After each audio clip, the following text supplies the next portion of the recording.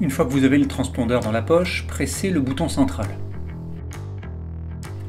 Tournez 2 crans vers la droite pour mettre le contact, ou 2 crans vers la gauche pour couper le contact. Une fois le scooter en route, vous retrouvez le compteur de vitesse, le compte-tours, la jauge d'essence, le dernier point clignotant faisant office de réserve, l'heure, la date, l'indicateur de rapport engagé, le kilométrage total de la moto, la température de l'air et la consommation mixte. On retrouve ici le voyant de Traction Control que l'on peut désactiver en appliquant une pression longue sur la gâchette située derrière le commodo de gauche. Une impulsion également pour le réactiver. Le voyant d'huile s'éteindra au démarrage de la moto.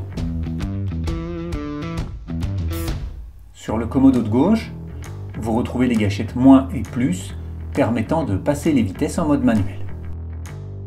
Le bouton pour passer en feu de route ou en feu de position avec une impulsion pour les appels lumineux. Une pression pour activer les feux de détresse, pressez une deuxième fois pour les retirer. Vous retrouvez aussi le klaxon, les clignotants gauche et droit, exercez une pression pour désactiver.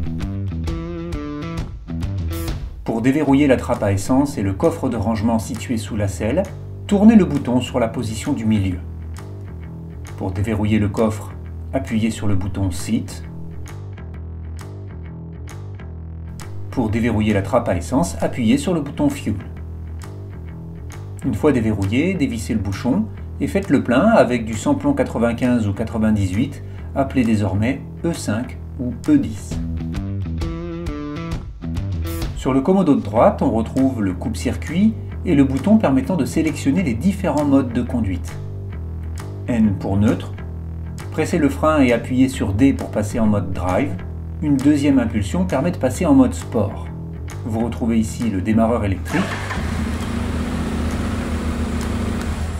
Et enfin, à l'arrière du commodo droit, la gâchette permettant d'alterner entre le mode manuel et le mode automatique.